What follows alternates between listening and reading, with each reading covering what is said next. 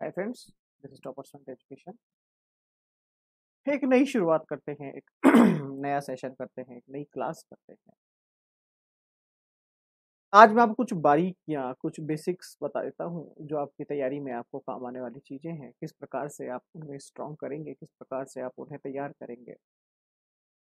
पहली बात तो ये, आप चाहे चाहे चाहे जो भी एग्जाम की आप तैयारी करें, छोटा बड़ा मोटा पतला, चाहे जो भी एग्जाम की आप तैयारी करें, कुछ बेसिक चीज़ों को आपके साथ होना बहुत ज़रूरी है। जो हमारी गलती है, हम उन्हें नहीं करते हैं। हालाँकि मैं उम्मीद करता हूँ आप सभी ने उनके बारे में पढ़ा होगा, सुना होगा, शायद आपके पास अवेलेबल ही हो। सबसे पहले आप ये तय कीजिए कि आपकी अप्रोच क्या है, मतलब मुझे कौन से एग्ज़ाम की तैयारी करनी है।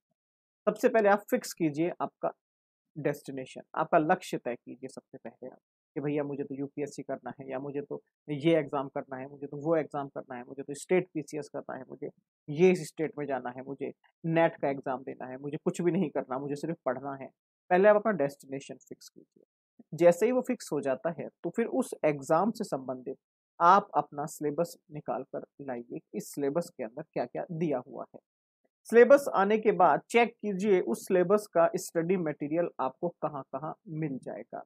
स्टडी मटेरियल अभी वर्तमान समय में मेरे हिसाब से कोई समस्या आपको नहीं होनी चाहिए। बहुत सारे यूट्यूब चैनल्स हैं।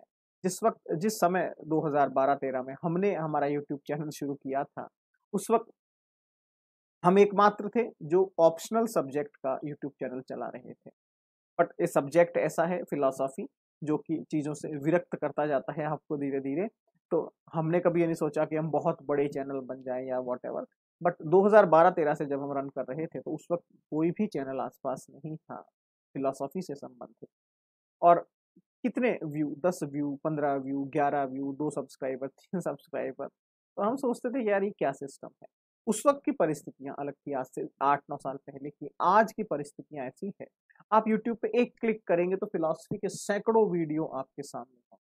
तो स्टडी मटेरियल की समस्या मेरे हिसाब से एट प्रेज़ेंट आपको नहीं है।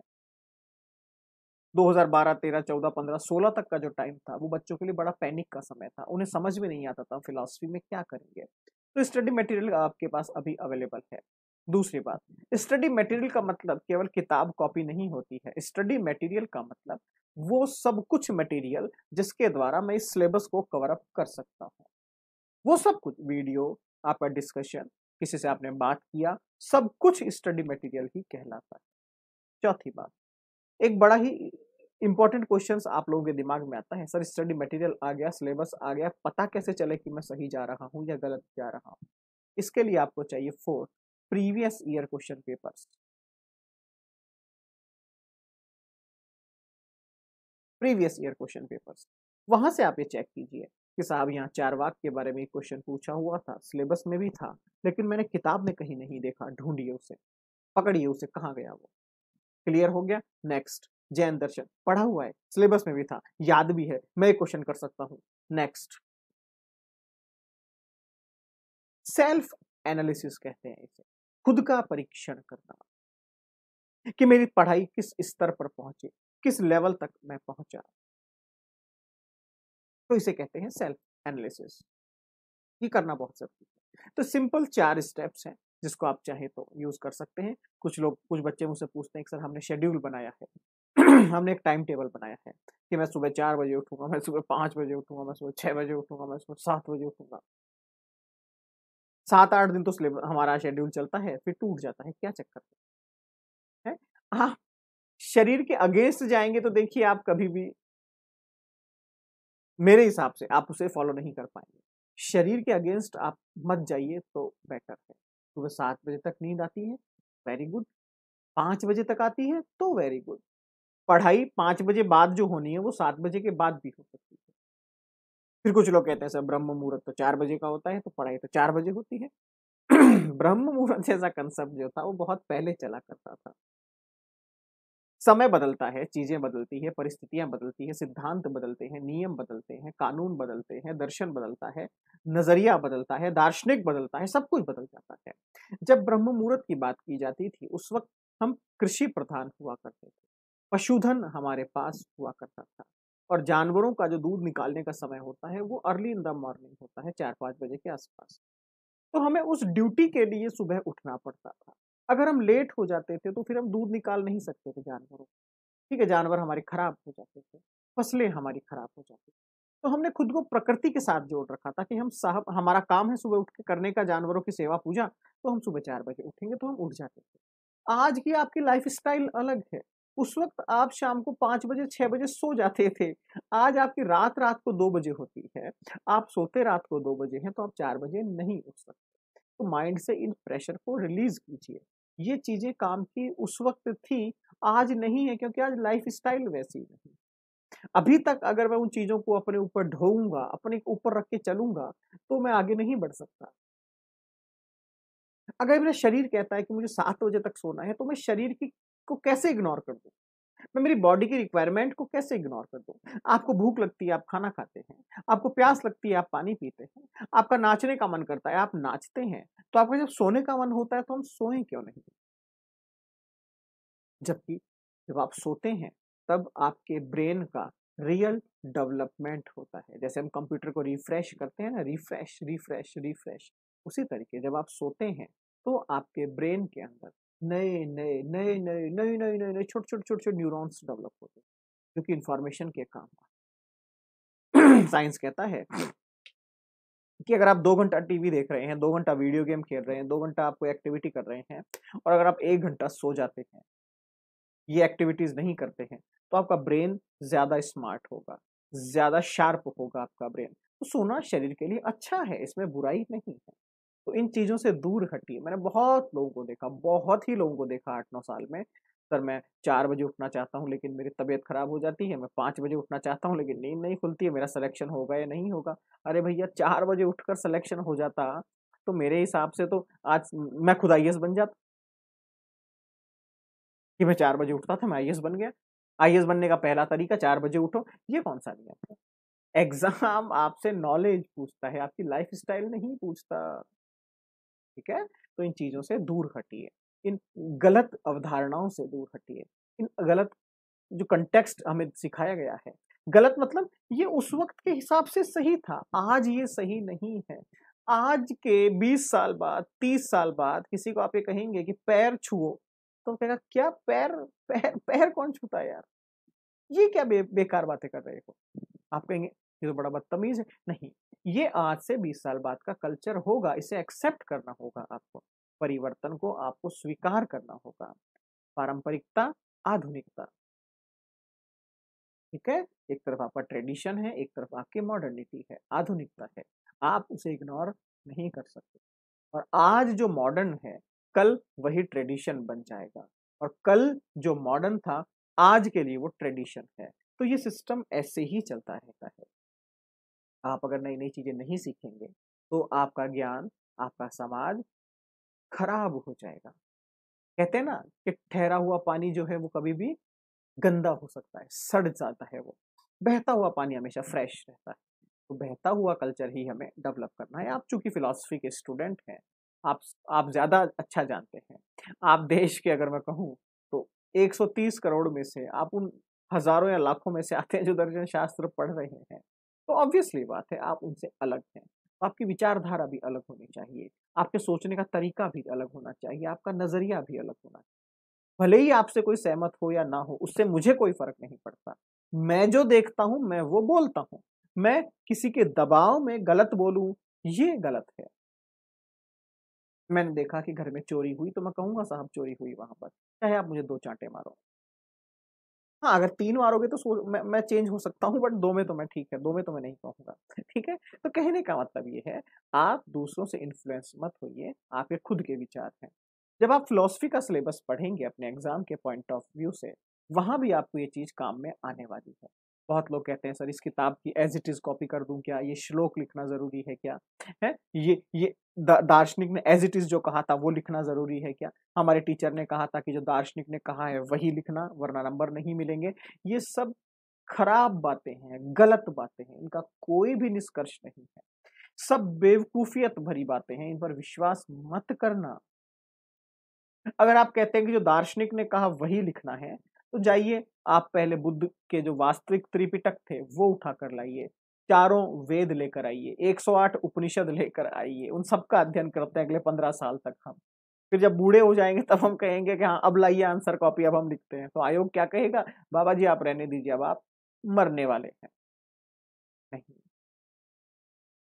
जो आपको समझ में आया, जैसा आपको समझ में आया, हाँ दार्शनिक ने जो कहा वो समझना जरूरी है। बिना दार्शनिक के समझे हम उसके विचार नहीं समझ सकते, लेकिन आप चाहें तो उसे अपने शब्दों में व्यक्त कर सकते हैं, ये आपको आजादी है पूरी। दर्शन कभी भी सीमित नहीं हो सकता, विचार कभी भी सीमित नहीं हो, ठीक है। ये असीमित है, इतने असीमित है कि हम इन्हें पहचान भी नहीं सकते। कभी कभी हम कहते हैं ना कि सर आज मैं एक अनजान आदमी से मिला और मेरी उससे बड़ी अच्छी दोस्ती हो गई। सिगमंड फ्रायड ने इस पे बहुत अच्छा स्टेटमेंट दिया है। फ्रायड कहता है कि हम ऐसे अनजाने में रैंडमली किसी से नहीं मिल जाते हैं, ये सब मिलना जुलना आपके अवचेतन मस्तिष्क में पहले से विद्यमान रहता है। आपका अवचेतन मस्तिष्क उसके अवचेतन मस्तिष्क से संबंधित रहता है, जिसके कारण आप मिलते हैं। वरना तो ये 130 करोड़ लोग हैं, सब एक साथ एक घर के अंदर रहते हैं, लेकिन कुछ लोगों से आपको फर्क ही नहीं पड़ता, कुछ लोग आपको आकर्षित कर देते हैं। तो ये आपका अवचेतन मस्तिष्क है, मैं नहीं कह रहा हूं, सिगमंड फ्रॉइड कह रहा है, ठीक है। तो इंडियन फिलॉसफी से हम कहानी शुरू करते हैं। आज मैं आपको इंडियन फिलॉसफी के बारे में कुछ बेसिक चीजें समझाने की कोशिश करूंगा कि इंडियन फिलॉसफी किस तरीके से काम करती है, कैसे कैसे उसके अंदर अलग अलग ट्विस्ट देखे जाते हैं। सबसे पहले मैं अगर आपने सिलेबस में देखा होगा, सिलेबस में सबसे पहले चारवाक से कहानी शुरू की जाती है कि चारवाक दर्शन क्या था, चारवाक दर्शन क्या था, चारवाक दर्शन क्यों था। मैं थोड़ा सा उसे उल्टा कर देता हूँ, हम क्यों ना वेद से शुरू करें। सबसे प्राचीन ग्रंथ हैं, सबसे पुराने ग्रंथ हैं, 4 तरह के वेद हमारे पास उपलब्ध हैं, ठीक है। ऋग्वेद, सामवेद, यजुर्वेद, अथर्ववेद।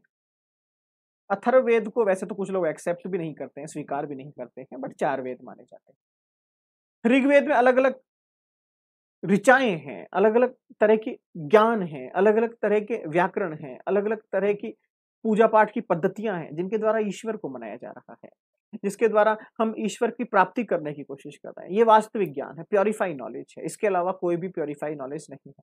सबसे प्राचीन ऋग्वेद को माना गया है। सामवेद में संगीत की शिक्षाएं दी गई है, किस प्रकार जैसे हम आज जो भजन करते हैं, कीर्तन करते हैं, आरती गाते हैं, ये सब कहीं ना कहीं सामवेद से उत्पन्न हुआ।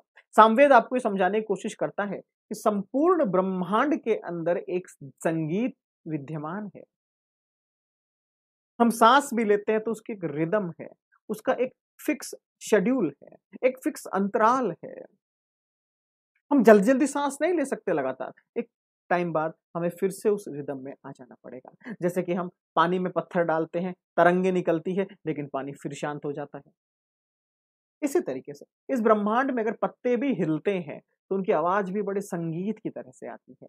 बारिश भी होती है तो पानी की बूंदों में आवाज निकलती है, नदी बहती है तो वो भी आकर्षित करती है। इसका मतलब सामवेद कहता है प्रकृति के हर अंश के अंदर एक संगीत की ध्वनि हमेशा रहती है, और इसी पर सामवेद आधारित था, जिन्होंने सबसे पहले हमें शिक्षाएं दी किसकी, सरगम की। सा रे गा मा पा धा नी, जिसको हम कहते हैं सरगम की शिक्षाएं दी कि जिस प्रकार 7 रंग हैं उसी प्रकार 7 तरह के संगीत भी हैं।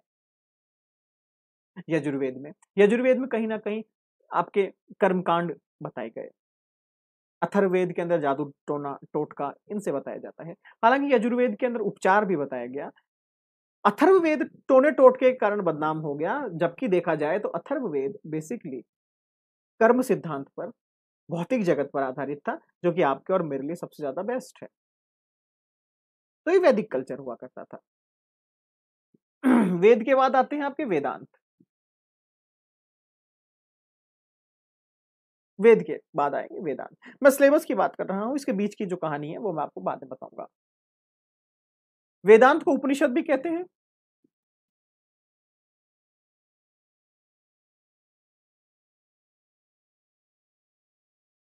वेदांत को उपनिषद भी कहते हैं, मतलब है गुरु के पास बैठकर ज्ञान की प्राप्ति करना। उपनिषद, वेदांत, वेदों का अंतिम अंग होने के कारण इन्हें वेदांत नाम दिया गया। वेद, आरण्यक, ब्राह्मण और वेदांत। अंतिम भाग जो था उपनिषद, उसे वेदांत कहा गया। गुरु के पास बैठकर जब आप ज्ञान की शिक्षा लेते हैं तो आप अपने आप को पहचान जाते हैं, जिसके द्वारा मोक्ष की प्राप्ति होती है। ये कल्चर, ये सिस्टम वहां पर चला करता था। तो ये वेदांत और उपनिषद, इसके द्वारा हमने क्या किया? इसके द्वारा हमने वेदों की व्याख्या करने की कोशिश की। जो 4 वेद थे उसके एक एक ऋचा को हमने पकड़ा और उस पर पूरे के पूरे लिटरेचर लिख डाले। वेद, वेद के बाद वेदांत, वेदांत के बाद फिर से उपवेद, फिर उपवेद के बाद फिर उनकी टीकाएं, फिर उनकी टीकाएं, फिर उनकी टीकाएं। तो आपका लिटरेचर बहुत बड़ा हो गया और इनका जो माध्यम था वो संस्कृत को रखा गया, जो लैंग्वेज थी वो संस्कृत को रखा गया। अब ये इतना बड़ा लिटरेचर हो गया, हर आदमी इसको पढ़ नहीं सकता। इसके कारण धीरे धीरे धीरे धीरे ये कम होता चला गया, इसका अध्ययन कम होता चला गया। समाज में लोगों ने इससे दूरी बना दी।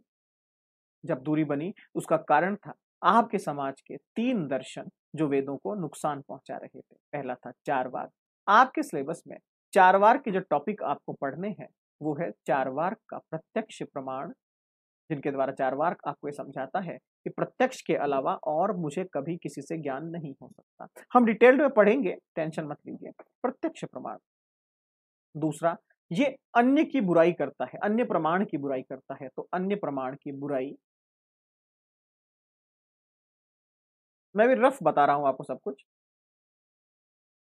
फिर इसका तत्व मीमांसा। तत्व मीमांसा मतलब ये भौतिक तत्व अभौतिक तत्वों की व्याख्याएं कर रहा है। ये कह रहा है कि जो दिखाई नहीं देगा उसका तो अस्तित्व ही नहीं है, चाहे वो भगवान हो, चाहे वो ये हो, चाहे वो हो, मैं किसी को नहीं मानता। और अंत में आता है इसका सुखवाद। ये कहता है खाओ पियो ऐश करो, जिंदगी आज है कल नहीं होगी, बात खत्म। तो ये चारवाक था जिसने वेदों को अपोज किया। क्यों अपोज किया? ये मोक्ष को नहीं मानता, ये वेदों को नहीं मानता, ये धर्म को नहीं मानता, ये केवल और केवल सुखवाद को मानता है। इसकी नैतिकता जो है वो सुखवाद को मानती है, इसका जो प्रमाण है वो केवल प्रत्यक्ष है। ये शब्दों को नहीं मानता, वेदों को नहीं मानता। ये था चारवाक। चारवाक के बाद आता है जैन दर्शन। जैन दर्शन हमें क्या बताएगा? जैन दर्शन हमें कहेगा कि वेदों ने कहीं ना कहीं समाज को तोड़ने की कोशिश की है, मैं उन्हें जोड़ने की कोशिश करूंगा।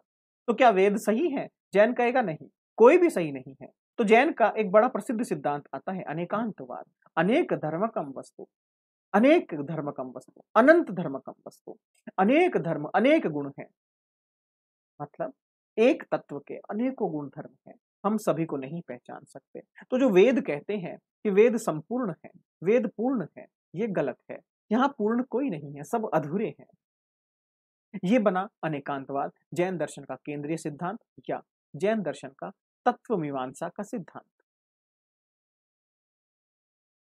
तो फिर जब सभी अधूरे हैं तो ज्ञान की व्याख्या कैसे होगी? तो इसका नया सिद्धांत आया श्यादवाद, जो कि अनेकांतवाद की व्याख्या करता है, ज्ञान की व्याख्या करता है। ज्ञान कैसे होगा? ज्ञान कैसे होगा? तो इसके लिए कहता है 7 अलग अलग माध्यम से, 7 अलग अलग न्याय पॉइंट से, 7 अलग अलग तथ्यों से हम ज्ञान का प्रस्तुतिकरण करते हैं, प्रेजेंटेशन करते हैं, जिन्हें कहा गया सप्तभंगी नय। सप्तभंगी नय यहां पर ही सिखाएगा किस प्रकार ज्ञान का प्रस्तुतिकरण किया जाता है। तो ये ज्ञान सभी को होता है क्या? क्या संसार में सभी को ज्ञान होगा? नहीं। इसके लिए कहेगा जीव की व्याख्या क्या है, जीव कौन है। यहां पर जीव का मतलब आत्मा है, ध्यान रखिएगा। कैरेक्टरिस्टिक्स, विशेषताएं सारी आत्मा वाली है, नाम केवल जीव है। और उसके बाद अंतिम कि ये जगत का निर्माण कैसे हुआ? तो पदार्थ, जिसको हम कहते हैं पुद्गल। पुद्गल, ये जैन दर्शन आपका खत्म हो जाएगा यहां पर। फिर आएगा आपका बुद्ध दर्शन।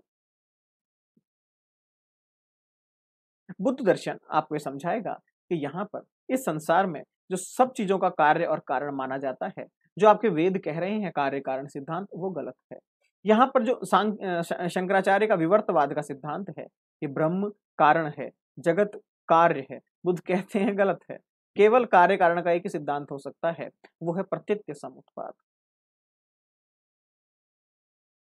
तो जो वेद कह रहे हैं कि हम सुखी हो सकते हैं, हम सुख हैं, हम सुख नहीं है क्या? तो बुद्ध कहेगा नहीं, यहाँ सभी लोग दुखी हैं, यहाँ सभी लोग दुखी हैं। तो फिर सत्य क्या है? बुद्ध कहते हैं सत्य मैं बताता हूं। बुद्ध कहते हैं सत्य है 4 आर्य सत्य। इनके अलावा इस संसार में कुछ भी सत्य नहीं है।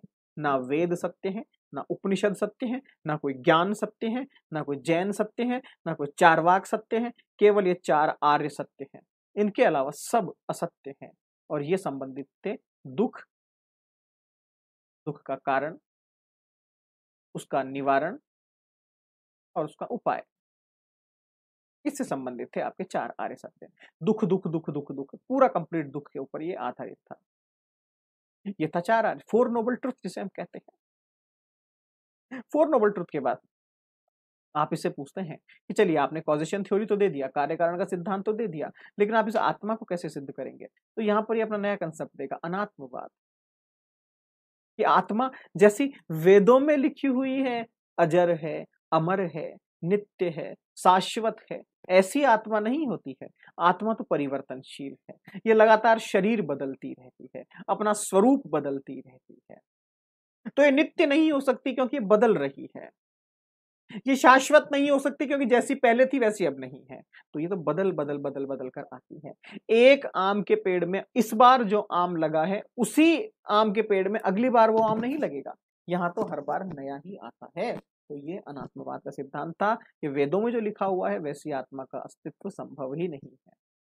अनात्मवाद। ठीक है। तो इस प्रकार बुद्ध ने इन चीजों की शिक्षाएं दी हमें, और अंत में वो आते आते अष्टांगिक मार्ग की तरफ गए कि हम इन दुखों से इस प्रकार मुक्ति पा सकते हैं। वो हम चार आर्य सत्य के अंदर ही देख लेते हैं। तो ये तीन सिस्टम हमें समाज को तोड़ने की कोशिश कर रहे थे। इसके अलावा आपके सिलेबस में फिर आता है, दो दो के जोड़े से बताता हूँ, सांख्य दर्शन। सांख्य दर्शन का जो इंपॉर्टेंट सिद्धांत है जो आपको पढ़ना होता है वो क्या है? सांख्य दर्शन बात करता है प्रकृति और पुरुष की। प्रकृति का मतलब कभी भी फीमेल से मत लीजिएगा, पुरुष का मतलब कभी भी आप एक मेल से मत लीजिएगा। प्रकृति आपकी बॉडी है, पुरुष आपकी सोल या आपकी आत्मा है। इन दोनों के मिलने से जगत की उत्पत्ति होती है, क्रिएशन ऑफ द वर्ल्ड होता है। दोनों के अलग हो जाने से डिस्ट्रॉय हो जाती है पूरी दुनिया। एक व्यक्ति मर गया तो उसका तो संसार खत्म हो गया, उसके लिए कोई फर्क नहीं पड़ता। अब चाहे आगे मोदी खड़ा हो, चाहे कोई आपका कोई भी खड़ा हो, उससे फर्क नहीं पड़ेगा, वो तो लाश है, वो पुरुष है। वो सॉरी, पुरुष निकल गया, वो प्रकृति है। और प्रकृति को कोई फर्क नहीं पड़ता। तो प्रकृति में तो तीन गुण पाए जाते हैं, सत्व, रज और तम गुण पाए जाते हैं। तीनों गुण जो इक्विलिब्रियम कंडीशन में रहते हैं, साम्य अवस्था में रहते हैं।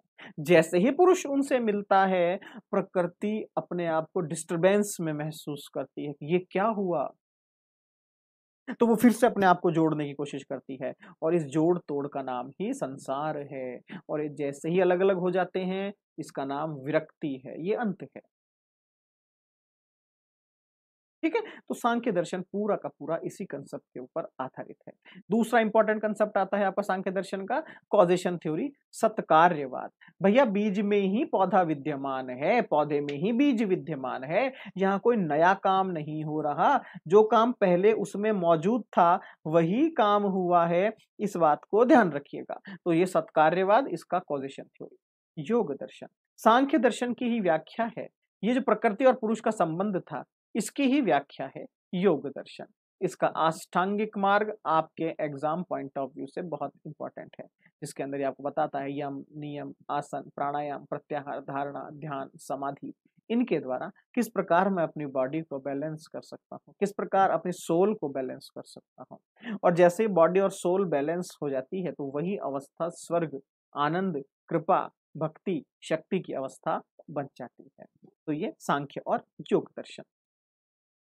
इसके बाद न्याय दर्शन, जो आपके एग्जाम के लिए बहुत इंपॉर्टेंट है। न्याय और वैशेषिक, न्याय का प्रमा, थ्योरी ऑफ नॉलेज, सबसे इंपॉर्टेंट कंसेप्ट है, जिसके अंदर ये अनुमान की व्याख्या करता है। अनुमान क्या है, अनुमान किस प्रकार से किया जाता है, व्याप्ति संबंध की ये बात करता है। दूसरा सबसे इंपॉर्टेंट टॉपिक इसका जो आता है वो है आपका असत्कार्यवाद। वही कॉजेशन थ्योरी है जो कि अभी अभी सांख्य दर्शन ने दी थी, वैसे ही कॉजेशन थ्योरी बिल्कुल अपोजिट डायरेक्शन है। ये कहता है हर हर काम जो हो रहा है वो एकदम नया काम है, और वो जैसे ही नया काम खत्म हुआ, काम खत्म। हर काम शुरू से शुरू होता है। यहाँ 0 to 1 की यात्रा है, 0 1 0 1 0 1, 0 to इनफाइनाइट यहाँ कुछ नहीं है। अनंत की यात्रा कभी नहीं होती, यहाँ कुछ भी नित्य नहीं है। वैशेषिक दर्शन का परमाणुवाद, जगत का निर्माण का सिद्धांत। आपके सिलेबस के लिए सबसे इंपॉर्टेंट है। अंत में मीमांसा और वेदांत दर्शन। मीमांसा शब्द को प्रमाण मानता है, तो इसकी प्रमाण मीमांसा आपके लिए सबसे इंपॉर्टेंट है। इससे पहले, मीमांसा से पहले आप 4 ही तरह के प्रमाण देखेंगे, प्रत्यक्ष, अनुमान, उपमान, शब्द। जैसे ही मीमांसा आ जाएगा तो 2 नए आ जाएंगे, अर्थ आपत्ति और अनुपलब्धि। ठीक है, डिटेल में पढ़ेंगे, टेंशन मत लीजिए। अब ये 6 प्रमाण कर देगा, ये एकमात्र फिलोसफर है जो 6 प्रमाण कर देता है अचानक से। बस ये मीमांसा दर्शन का सबसे इंपॉर्टेंट सेक्शन है।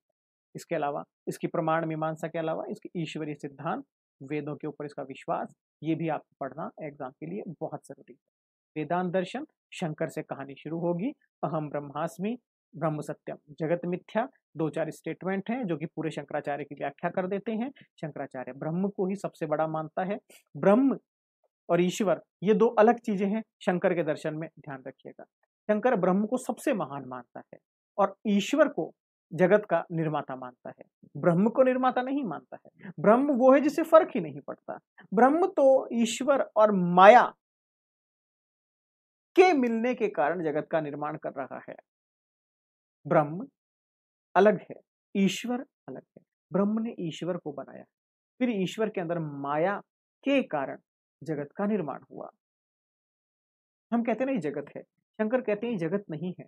ईश्वर के साथ जो माया लगी हुई है, इसके कारण आपको ये जगत दिखाई दे रहा है, अदरवाइज तो ये मिथ्या है। आप कहेंगे सर क्या पागल बात करते हो, मुझे जगत दिखता है। अरे भैया, दिखता तो ठीक है, लेकिन मिथ्या का मतलब ये है कि ये परिवर्तनशील है। जैसा आज है ना वैसा कल नहीं होगा, जैसा कल है वैसा परसों नहीं होगा। इसलिए कहा गया है ब्रह्म सत्यम जगत मिथ्या। ठीक है, आगे देखते हैं। शंकर का दर्शन हो गया। इसके बाद आता है रामानुज का दर्शन, जो कि शंकर की आलोचनाएं आलोचनाएं आलोचनाएं आलोचनाएं आलोचनाएं हर चीज में आलोचना करेंगे, लेकिन सक्सेसफुल नहीं हो पाएंगे। इसके बाद हम कोशिश करेंगे इनसे भी आगे चलें। हालांकि ऑलमोस्ट मोस्ट ऑफ एग्जाम्स में आपके शंकर और रामानुज के बाद आपको पढ़ने की जरूरत नहीं होती है, फिर भी मैं आपको ओवरव्यू दूंगा। जैसे कि आपके माधव हो गए, वल्लभ हो गए, चैतन्य हो गए, इन सब की भी हम एक डिटेल्ड स्टडी करें, ताकि हम ये तय कर पाए कि कौन सा वेदांती ज़्यादा बेटर था और क्या वेदांत दर्शन था। पूरे सिलेबस के इंपॉर्टेंट टॉपिक, पूरे सिलेबस के इंपॉर्टेंट पॉइंट्स मैंने आपको बता दिए हैं। आप चाहें तो कागज पे उतार सकते हैं, नहीं उतारते हैं तो भी कोई दिक्कत नहीं। मेरा टारगेट है नेक्स्ट वेडनेसडे तक मैं आपके सारे टॉपिक्स कवर करा दूंगा, आपके वीडियो लेक्चर्स के अंदर, प्लस आपके स्टडी मटेरियल के अंदर। कल का जो क्लास होगा उस क्लास के बाद आपको स्टडी मटेरियल मिलना शुरू हो जाएगा आपके इंडियन फिलोसॉफी का। इसे पढ़िए, प्रीवियस ईयर क्वेश्चंस को करने की कोशिश कीजिए। गलत लिखेंगे कोई दिक्कत नहीं है, डाउट होता है तो आप पूछ सकते हैं। तो मेहनत आप करेंगे तो परिणाम आपका आएगा, मेरा नहीं आएगा। ठीक है, चलिए धन्यवाद।